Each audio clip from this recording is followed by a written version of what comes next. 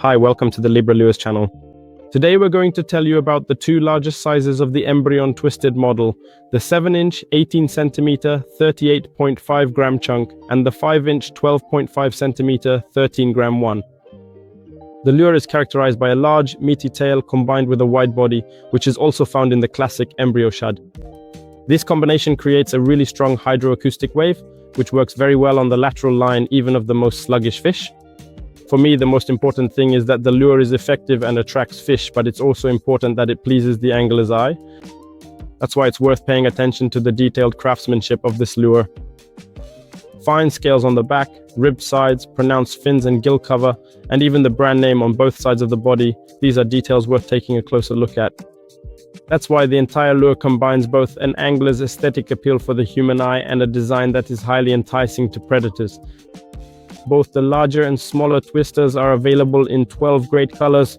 Great because you get the full color palette. You'll find some natural shades, greens, bright colors if you need to provoke the fish. And there are also options with added glitter like here and here. We even have a purple color which works much better in deep waters where light simply doesn't reach, making purple much more visible to fish. So you'll really find something for every condition and every season. The smaller 5-inch twisters are packed in sets of 4, with detailed information about the weight and length of the lure, while the larger 7-inch ones come in individual blister packs. Using the lure itself is incredibly simple, because its design allows you to retrieve it pretty much any way you want.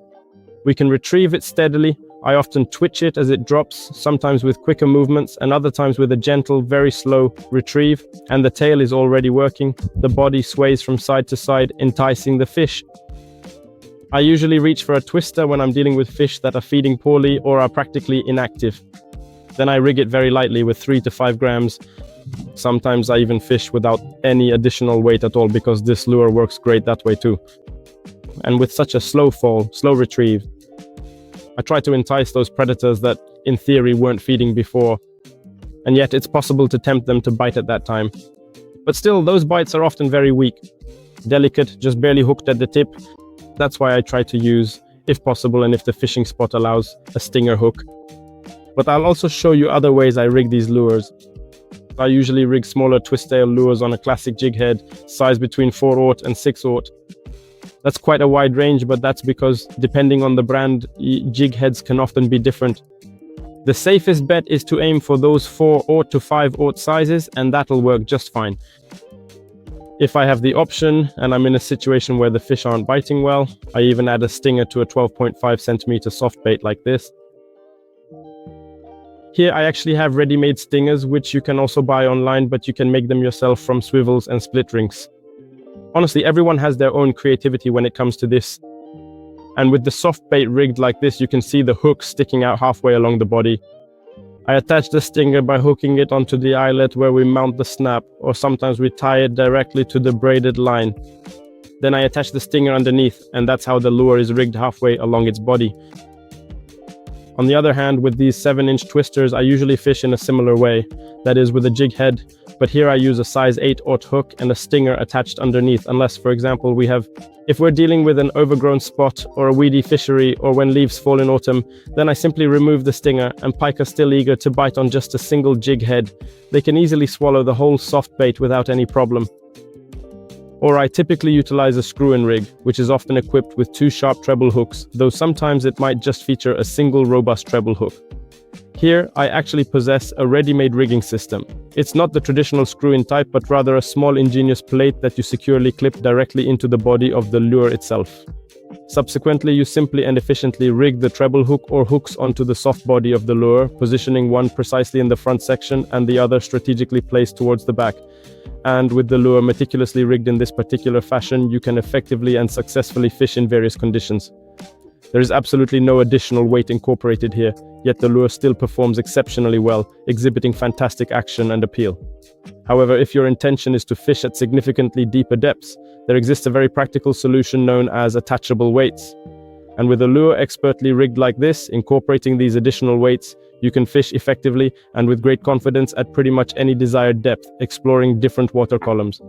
It doesn't necessarily have to be this specific kind of plate system.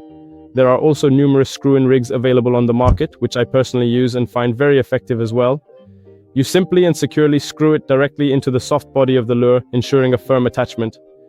Here I actually have a specialized line-through setup, but for the purpose of rigging, it doesn't really matter significantly because you rig a regular screw-in system, whether it has 2 trebles or just a single one, in exactly the same straightforward way. You just carefully screw it in right here. I will have to temporarily take this particular component off to demonstrate, and you can also just firmly stick the treble hooks into the soft lure body using a single barb, and that action effectively stabilizes it, preventing unwanted movement. I possess these convenient little sticks or pins that allow me to precisely position and secure the treble hook exactly where I desire it to be for optimal performance. And that, in essence, is the fundamental method for rigging a soft bait effectively for fishing. Here I also frequently employ loose weights if I am fishing with screw-in rigs, and I can just easily attach a split ring to them. There we go. It's now securely on and ready for action. And that's how you have your soft bait rigged. It can also be a screw-in rig that already has a built-in weight. Honestly, everything will work. So you can rig these lures in pretty much any way you can think of.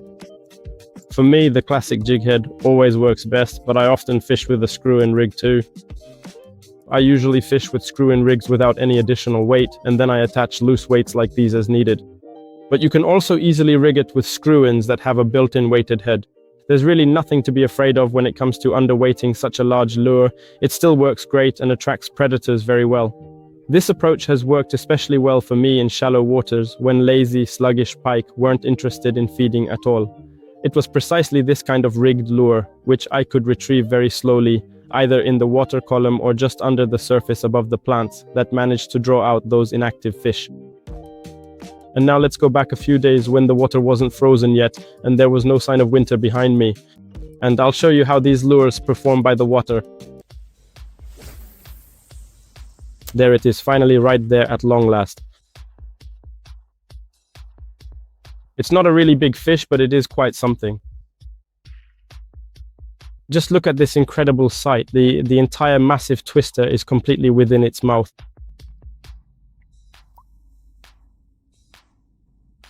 Like this. A little 50. Let's try it. Okay. Look at this. The most well-behaved pike. A little fish like this, maybe around 50 centimeters. Smaller one, Embrion twist tail, and off it goes.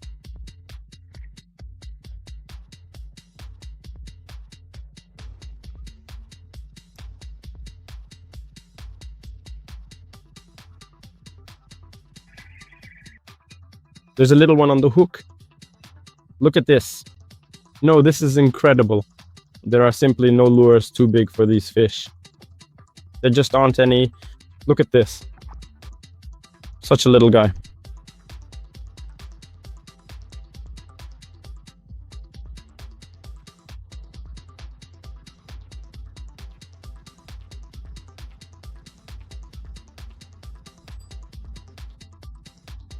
It's on.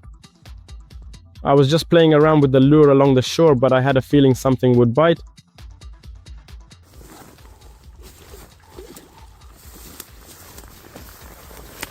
It's not a truly colossal giant for now, but still, well, a rather significant 60. Nicely hooked in the scissors. All right. I will show him to you in just a moment, and even perhaps in a very short while.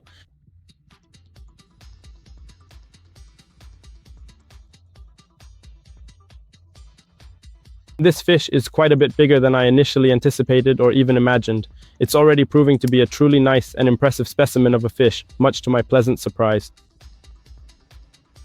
I think it's about 70 centimeters. Beautiful embryon in its mouth, nicely hooked, and the rig right in the scissors. Just one little tiny solitary hook. It's hooked precisely the way we always meticulously do it, you know, with great care. One last shot of this beautiful little pike.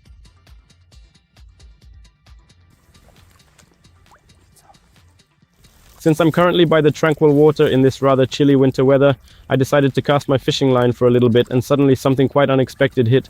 Oh, it's just a small tiny fish, but it's slippery so I don't fall into the water. But you see, there is truly no such thing as that. Sometimes, if the bait is indeed too big, creating tension right here, we will carefully place a small piece of paper right here. The heels are nice. Scissors. It's so pretty that it will be hard to unclip. Oh, okay, look. Twister. And such a fish from 55 flies right away. I hope you enjoyed the material and learned what you needed. From my side, I'll add that I truly and sincerely recommend these lures. More than once, they've opened up the water for me, so I never go pike fishing without them. And I thank you for watching and invite you to check out my next videos. I encourage you to subscribe to the channel and also to check out the Libra Lures offer. See you next time. Take care.